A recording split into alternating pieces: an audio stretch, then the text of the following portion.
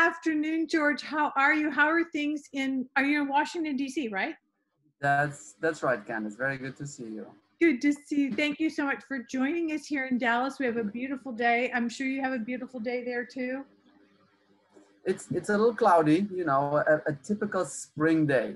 The wind is picking up, a little cloudiness, but overall, nothing to complain about. Good. Well, of course, as we know, George is the chief economist for Realtor.com, and we have met. I think we met at NARI. We met, of course, because he comes to Dallas for MetroTex every year in our fall, and that's where we really kind of got together. That's when we figured out we were both Romanian, right? That's a good point. Yeah, and the only note I'll make is that my current title is senior economist. But you're absolutely right. We certainly have met at MetroTex as well as Navy, and we clearly share a common ancestry. Exactly, totally. And we'll have to talk about that some more because I have a cousin I want you to meet who's in Hawaii. So we're going to connect the Romanians across the globe here. But, you know, we spoke, actually called you or tweeted you or something when all this happened. And we spoke about a month ago when I said, oh my God, George, this is like, what does this mean? What are we going to do? I mean, we were both kind of in shock. But yet we both knew that the big changes were ahead and that we had to kind of assess them. And I think that a lot of us that first week or two were just like in shock, you know, in horror, like our world had stopped. We didn't know what was going on.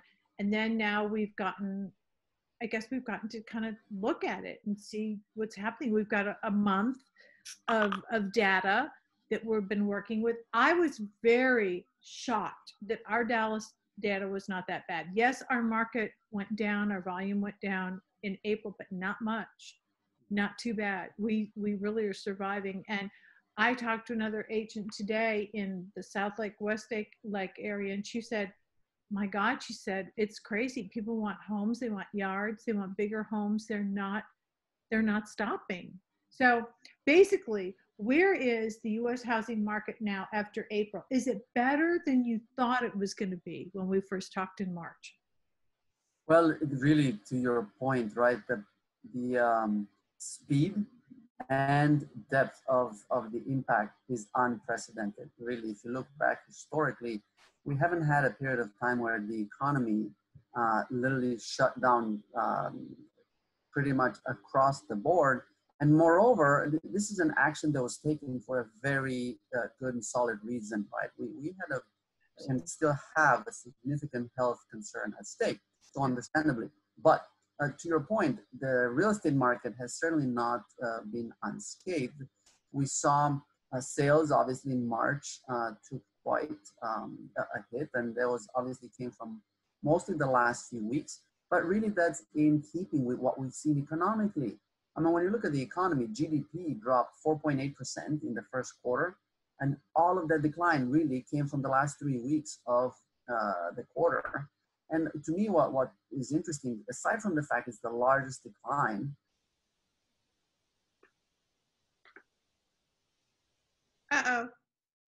impacted the employment base. When you look at the number of unemployment insurance claims, right, they topped 30 million in just 6 weeks. So obviously all of those are impacting real estate markets. On a weekly basis, we track activity in terms of listings at Realtor.com, and we've seen new listings decline by about 40 to 43% in that range for every week for the past 3 weeks or so. So obviously the market is feeling a lot of pressures, but at the same time, you put your finger from your discussions on something important. Americans right now are still looking at what's next. They're already having one eye towards the future. And it's interesting that you said the experience in Dallas is that people want more space, bigger yards. We ran in April a survey of consumers across the country, and we asked them, in light of your current experience with the pandemic, with being at home, what did you discover is important to you? And what do you think will be important to you in your next home? And by and large, number one, most Americans want a bigger house because they discovered if they have to be at home, have to work at home, cook at home, exercise at home sometimes, right? You want more space. Two, the second most important thing They want bigger yards or more outdoor space so they can combine the indoor and the outdoor. And of course, number three, spending so much more time cooking, an updated kitchen was really the number three. But I cannot stand that cooking. It drives me crazy. So in a sense, I would say, from a metric standpoint, obviously we're in a very difficult period. But at the same time, it's obvious that people already are looking at what's next, and what's next might be very hopeful for housing. Of course, we have a few challenges that we can chat about, as we go on. Well, so has that surprised you?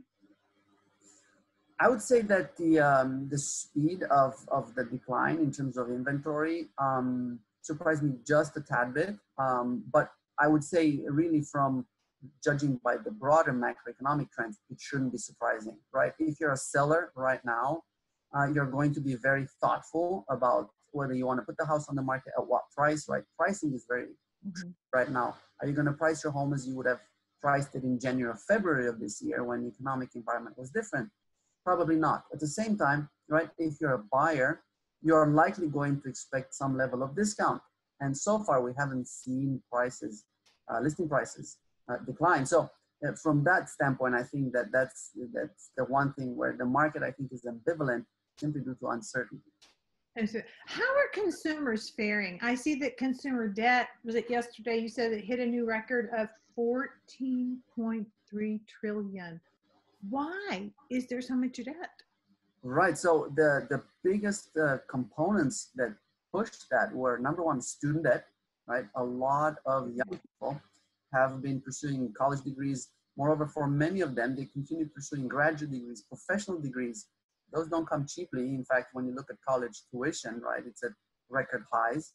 And so student debt was a big contributor to that, followed by, of course, auto debt, right? For a lot of Americans getting to and from work, they need a car. In some places like New York, Massachusetts, Washington, D.C., you have good public transit, but in a lot of parts of America, you need a car. So here in Texas, we need cars. Good, absolutely, yes, you're right. So that obviously was a big contributor. And of course, mortgage debt was the other thing. I mean, this is a big number. Generally, it's quarterly, so it shows obviously the whole quarter's worth of information. So obviously, mortgage debt, if you think about January, February, a lot of home buyers and sellers were still active in the market, despite being the traditional, slower months, being winter. But a lot of people who had been looking for the better part of the year were still in the market. Interesting. So is that a bad sign to see all that debt? Well, I would say if the economy or, goes into this downturn for a prolonged period, that could be, because obviously for a lot of people, their ability to repay this debt could be curtailed if they lose their job and can't get one fast enough. But at the same time, if the recovery does not take, let's say, longer than 2 or 3 quarters, in and of itself, it might not be, I would say, terrible. But anytime you go into an economic downturn with a lot of debt, you are likely to put yourself a lot more at risk as a consumer. The silver lining was credit card debt actually did not show an increase. So it's obvious that for a lot of consumers, this period was one in which they paid attention to their finances. In tandem with this, to your point, the other thing we saw aside from this was that the savings rate, the latest data on savings rate went up to close to 10%. So in fact, for a lot of people, they have already begun tightening their belts in anticipation of a slowdown. So I think those two put together signal still a cautious approach to this from my perspective. I'm not ready to call it, a terrible situation just yet. That's good. Of course, when you're home, which we were all home, we couldn't really buy anything except Amazon. And who wanted to buy clothes because there was no place to wear them, right? Clothes, shoes, things, jewelry, nothing. So we didn't. That's a good point. That's right. Yeah, the retail companies have been really feeling the pressure on that end. I know. I'm so sad. Distressed property sales. Do you think we're going to start seeing some of those, and where?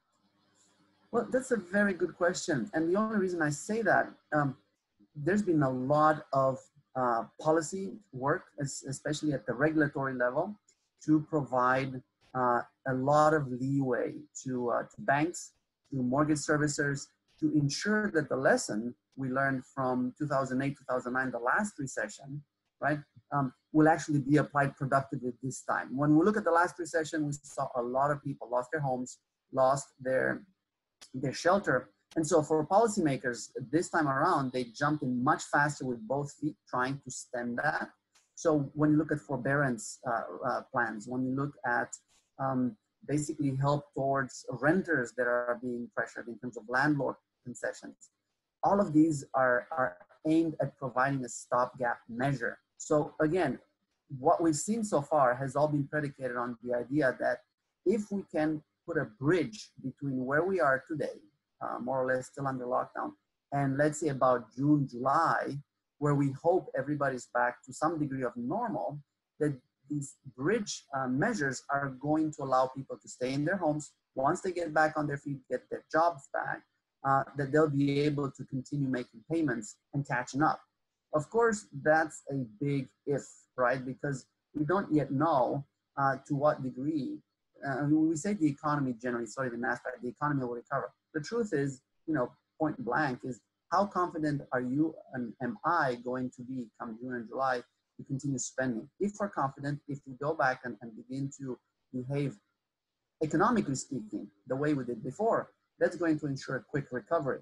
If on the other side, given the large number of unemployment insurance claims, given the fact that a lot of companies are just ramping up their cost-cutting measures, we're seeing more and more announcements of layoffs, GE, Boeing, so aviation and travel industries were first, but now we're seeing other companies do the same. If that continues, a lot more people are going to be cautious about spending, so that's going to delay the recovery. So in that sense, we could possibly see some beginning of increases in real estate defaults in probably 6 months from now. Again, predicated on how well the economy rebounds. So defaults maybe in 6 months. From my perspective, with all the forbearance plans, right? So we're seeing a lot of effort being made to make sure people don't default. I think these will, at least again, over the short term, will provide a much needed bridge. However, there's a lot to be said about what happens after that period. As we saw, even for mortgage servicers, who are put in the position of having to cover mortgages when people are not paying them at the same time. The Federal Housing Finance Agency provided some guidance and said you're only responsible for 4 months, right? So so far at least, mortgage servicers have 4 months to continue covering those mortgages, even when a homeowner is unable to make the payment. A lot of them have signaled that they'll do it even a little bit longer than the 4 months, obviously. And so that's why my assessment is I would expect no sooner than 6 months to see any default, pick up significantly. Very interesting. Flight to the suburbs. I don't know if you know Mark Dotzer, but he's of Texas A&M, to Mark. I've been in two Zooms. He's great. I've been in 2 Zooms with him, and he actually said, if I had to short one thing, I would short the urban, revitalization, the density. He said, I think this is going to put an end to that. And I think we're going to see, he said to me, a huge migration of buyers to suburbs within 40 miles of large metro areas. Do you agree or disagree with that? I would agree. And in fact, I agree not only because of the current pandemic, to be honest. As I said, we are already seeing people interested in lower density, if anything, living. They want a bigger house. They're not going to find that downtown. They want more outdoor space. They're not likely going to find that downtown. Right. But this is also part of a trend we've seen over this past decade. In fact, of not only older, Gen X generations or older moving towards suburbs and more space, but we're seeing that with younger buyers, like the millennial generation, which I think unfairly got dubbed as the renter generation. Yeah, when they were, 21, 22, of course, they had no interest in putting a mortgage, in their financial commitment. But the oldest of them this year are turning 38. They basically have families, they have kids. So they have been moving out of the downtown core for several years now. And what's interesting to me is the transition to the suburbs is very different this time around for a simple reason. developers have been paying attention to the urbanization trend and have turned suburbs into much higher density developments that they've been before. And you've seen it in your own area, whether it's Frisco or Plano. You're seeing this suburban downtown cores sprout up, surrounded by mixed-use development, by a lot of modern developments, which really make the transition, as I said, to the suburbs a lot more seamless. Even for young people who like that downtown vibe, they can now get it. And the same development is true not only in Dallas, it's true on the East Coast, it's true in the Carolinas, it's in Tennessee, many markets which have seen the traditional suburban space be sort of this island where you have residential and then another island of commercial. You're seeing a lot more intermingling of the two. So yes, I absolutely see this trend continuing over the next few years. Interesting, very interesting. And you're absolutely right about that. We go up to Frisco and Plano and Salina, and it's almost like there's mini versions of what's in Dallas up there. The restaurants, the stores, the mini shops like our shops at Legacy, which is so wildly successful. Oil, it keeps most of Texas running, and it's mighty cheap now, 76 cents a gallon in Lubbock, they told me the other day. Can you believe that? I mean, I feel like I'm in high school. What do you think, what does that mean for real estate in Texas? And why did it go so low? I mean, guess we're not using it, right? Yeah. Can you hear me? Well, partly, right? So it was really, yes, absolutely. Good. Okay. Yeah. So I think it's really a perfect storm in a sense where you had a sharp drop in demand. To your point, we're not driving anywhere. Right. And at the same time, we have a real bump in supply. As we saw earlier in the year, we had major international oil producers, Saudi Arabia, Russia, decide to amp up production. When they did that, it really contributed to a global glut of oil. And so when that large supply met all of a sudden a sharp drop in demand, not surprisingly, prices plummeted.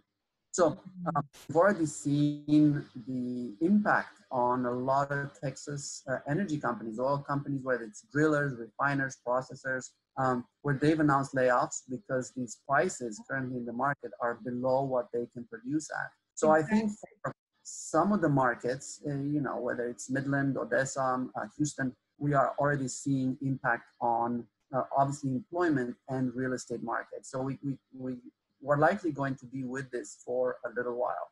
But again, it goes back to economic fundamentals, how quickly we're going to come out of this. Because honestly, with a rebound in activity, right, you expect demand to pick up. If, however, we'll have a lot more people work from home for an extended period of time, which I partly expect to happen, it's very likely that demand will remain subdued for much longer. Interesting. So Texas should probably get ready to adjust for that then. From my perspective, I think that the impact is likely to be a little bit longer lived than maybe initially anticipated. Interesting. You are so smart. That's right. Mortgages, not so easy to get as we thought, right? It's what's the real story with conventional and jumbo? I understand that credit scores are now back up high, and you better have, you have to give your firstborn, I guess, now to get a mortgage. Is that still the case? I would hope not. I'm not sure how many people would be willing to make that swap. I don't know. After everyone having their kids at home now, they might do it. But I think that's an important question because, right, when you look at the bond market, a lot of investors have fled to the relative safety of bonds. So you look at the rates on, for example, 10-year treasuries, right, which drive a lot of what happens in the market. They've been at record lows for weeks, right? They spent so many weeks below 1%, unprecedented. And so you expected mortgage rates to also follow somewhere, 2% or lower. Yeah. And so this last week, the Freddie Mac reached a new record low, but it was only 3.23, relatively speaking, still a new record, but it's not as low as you'd expect. And you're right. Part of that reason is with deteriorating fundamentals for housing and the outlook, a lot of banks, understandably, even though the regulators, whether it's the Fed, FDIC, OCC, have given them leeway, encouraging them to provide um, loans and work with small businesses, when it comes to extending mortgages, they have to abide by regulatory discipline as well. So they have become a lot more cautious. You're right, FICO scores, several banks now have minimums of 700, which means you have to have very good credit to qualify for it. The banks are resorting to down payments of 20%. So there, you're going to eliminate a swath of the American buying public who may not necessarily have 20%. And up until January, they could have easily purchased a home with 10% down, even 5% down. So yes, I think that's going to hamper transactions in the coming months as banks try to make sense of what the environment is going to look like, again, come July and later. Interesting. Well, but it's a good thing you said, as you said before, that we actually are finding that people saved a little bit more and didn't really tap into they didn't go below their credit this time. So maybe that'll kind of help soften the whole thing. If you've got a little more savings and you haven't ruined your credit, maybe that'll keep those mortgages coming for at least a lot of people. Yes, and the other thing that to me is encouraging, the percentage of homeowners with equity in their homes going into this is also quite high. I mean, when you think about the fact that close to about 36% of homeowners have their homes paid in full, right? So 36%. Exactly. For those people, this situation, obviously, while it still puts financial pressure, they're not under the threat of losing their home. And for a lot of the other folks who, have a mortgage, the equity positions, whether it's 50, 60%, it's fairly significant. And so that also makes, from my perspective, puts a silver lining to the current situation. Again, it really is dependent on how long the downturn lasts, but I think we're in a much better position than we were, in 2008. Yes. Oh my gosh. This is like this is so good because I'm really feeling a little more hopeful about things. Now, when we talked in March, I had some concerns, and you did too, that we needed to hold back the credit bureaus from dinging people's credit during this crisis. And I did not see that in the first CARES Act. Has there been any movement on that? I know it seems that the Consumer Financial Protection Bureau is overloaded right now with complaints about banks and stuff. Do you think there's going to be any movement to do that?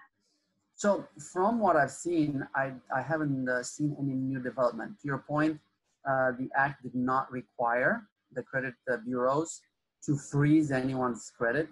In fact, it put the onus on the reporting agencies themselves to make sure that they make accommodations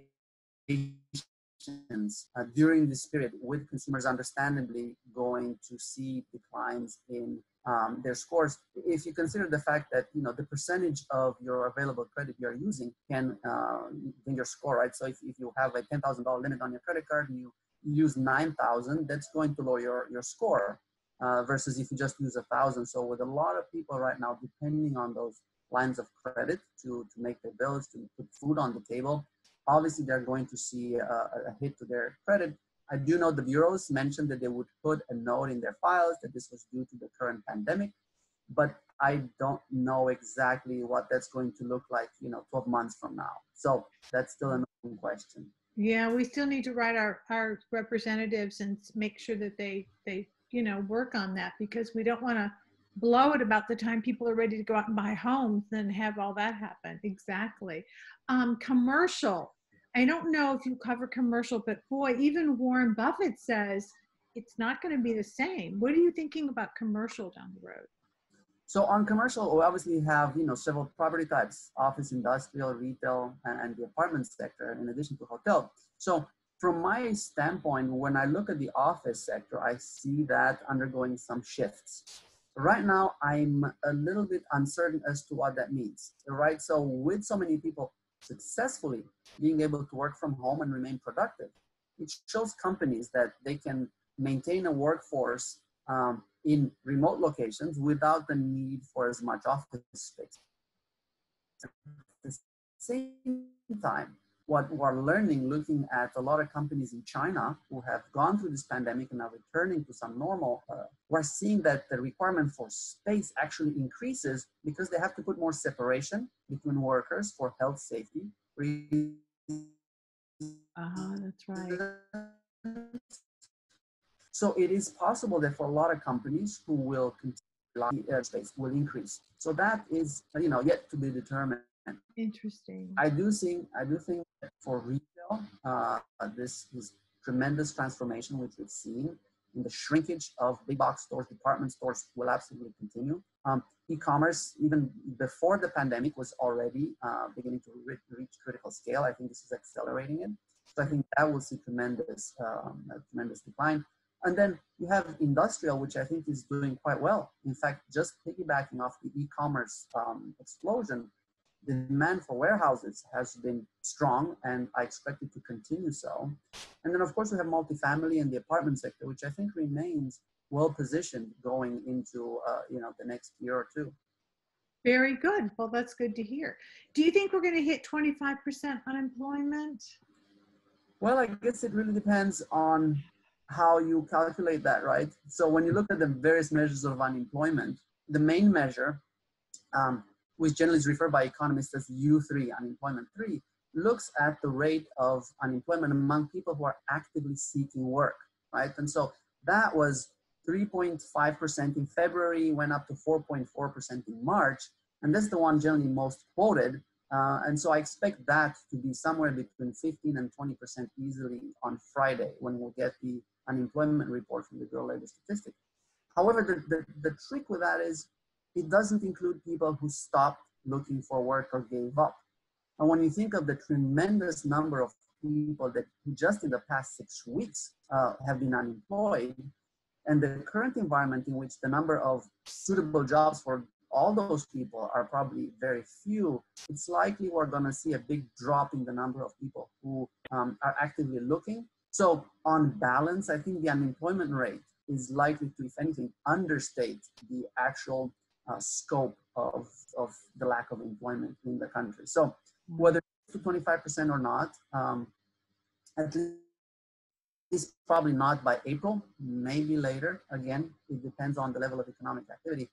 But it also depends on, again, how many people continue looking for work versus just give up, right? We have a lot of unemployment benefits coming to people. I'm so sorry. They just give up looking?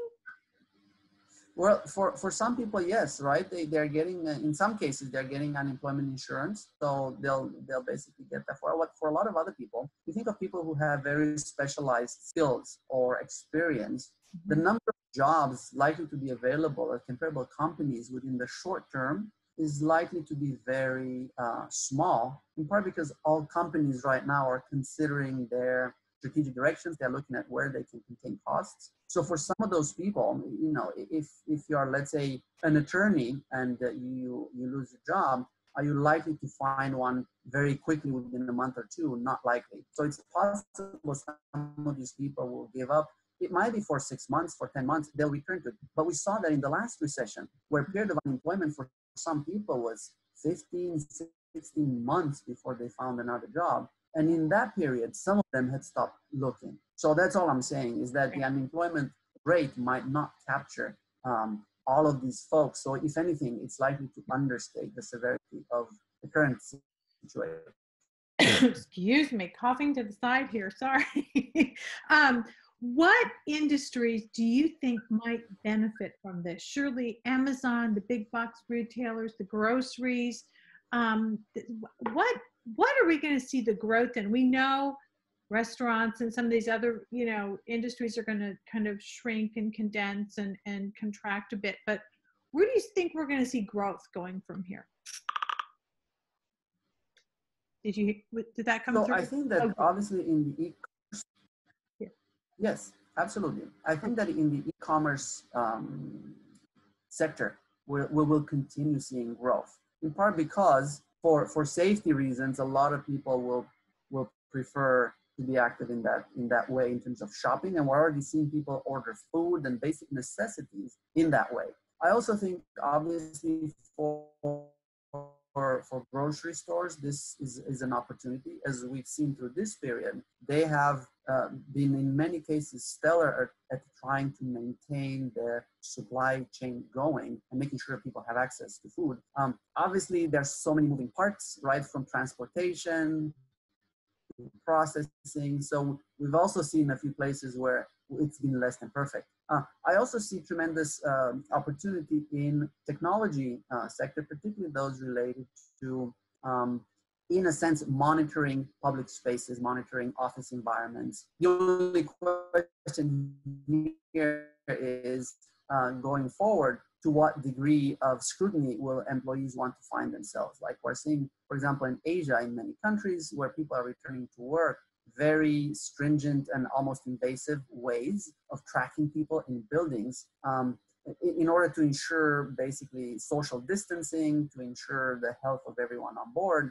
So it remains to be seen how we'll respond to those. But obviously, I'm sure that there will be a lot of technology companies offering solutions in that space. Long term, I really expect a lot of the fundamentals in terms of industries to see a shift towards more domestic production. If anything, this pandemic taught us is that in a global interrelated economy, when you have just-in-time supply chains, sometimes when everything stops at once, you can end up with massive shortages. So I think that if anything, we are likely to see a lot of redeployment of resources here in the US, which I think is good for the economy, of whether it's manufacturing, whether it's some sort of production, where some of the things that we normally have offshored, we might bring back in-house. From my perspective, I see a lot of opportunity in that space.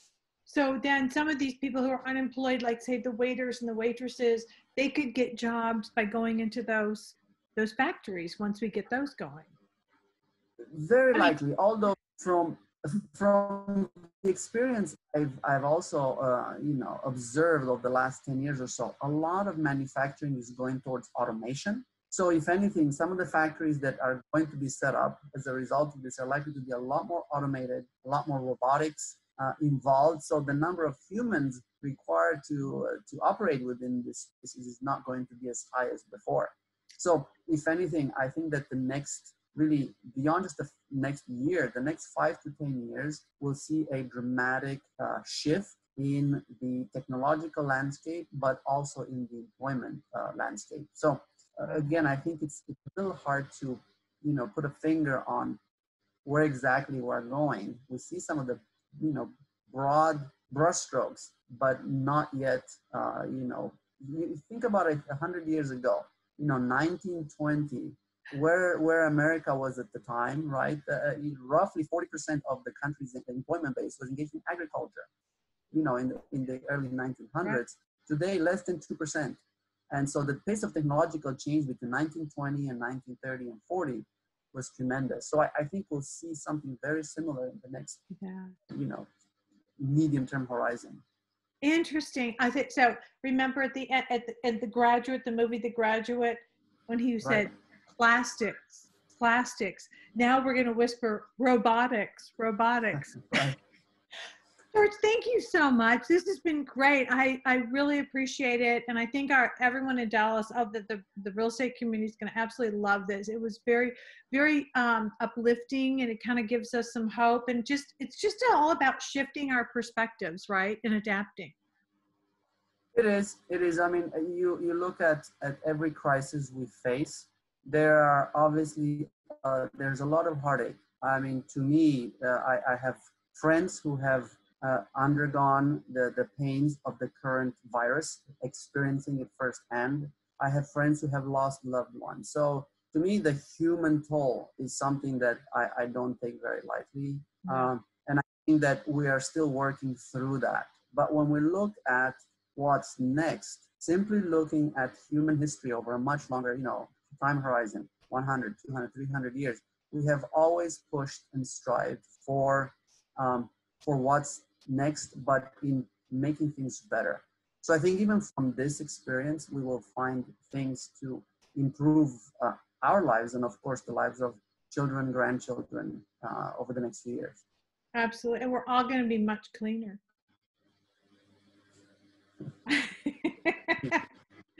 Well, I appreciate this so much. Thank you so much. Have a great day. And I do want to talk with you about maybe getting a copy of that study about what you found that people want in the homes going forward. That would be awesome to publish that. Certainly. Certainly. It's always a joy chatting with you, Candace. Same here. You take care and stay safe. Stay safe. Wash your hands. Indeed, indeed, absolutely. Thank you. See you. Bye-bye.